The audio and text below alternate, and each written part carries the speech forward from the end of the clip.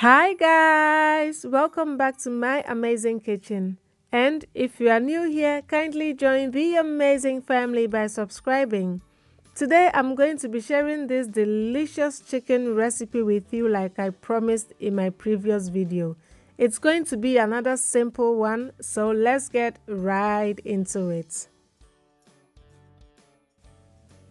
So over here I have about 2 kg of chicken thigh, bone in and skin on. I also have some vinegar, my homemade all-purpose marinade, Chinese 5-spice, some black pepper and salt, some sugar, hoisin sauce, light soy sauce and some dark soy sauce. And as always, I'm going to list all the ingredients in the description box below. We are going to begin by making a marinade for our chicken, and we do that by adding all the spices and sauces in a bowl. So there goes my vinegar, that's the soy sauce, dark soy sauce, my homemade all-purpose marinade, and if you haven't seen that video, I will link it down below. That's black pepper and salt and some sugar. And this is the Chinese 5-spice.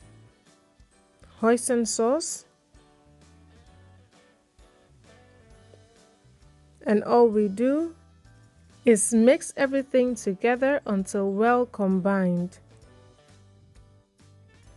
You want to make sure that the dry spices are not floating on top of your marinade. Once the marinade is done, we are going to pour it over our chicken, making sure that the chicken is well covered with the marinade. And I'm using a baking dish to marinate my chicken just because I wouldn't have to transfer it later on into a separate baking dish. So that's a free tip right there. Now use a spatula or anything you have available to press on the chicken to help distribute the marinade.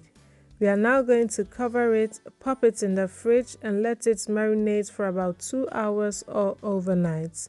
2 hours later, our chicken is beautifully marinated and I'm going to pop it straight into 180 degrees Celsius oven for about 20 minutes.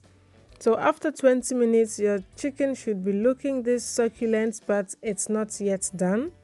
I'm going to transfer it onto my grilling rack and I'm going to grill it for about 20 minutes. And don't forget to turn the chicken halfway through.